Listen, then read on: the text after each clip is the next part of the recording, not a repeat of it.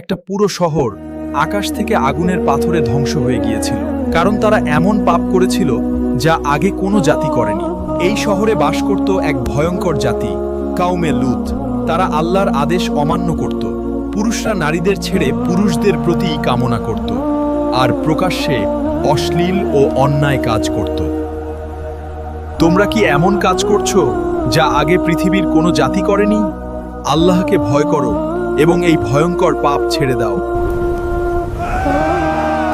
হে লূত, যদি তুমি সত্যি নবী হও তাহলে সেই শাস্তি এনে দেখাও। আমরা কোনো শাস্তিকে ভয় পাই না। তারপর এলো সেই ভয়ঙ্কর রাত, আকাশ কালো হয়ে গেল আর পৃথিবী কাঁপতে শুরু করলো। আল্লাহর আদেশে পুরো শহর উল্টে দেওয়া হলো, আকাশ থেকে আগুনের পাথর পড়তে লাগলো। এক রাতেই ধ্বংস হয়ে গেল সেই পুরো জাতি।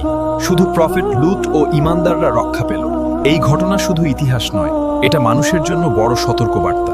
যে জাতি আল্লাহর অবাধ্য হয় তাদের পরিণতি খুব ভয়ঙ্কর হতে পারে।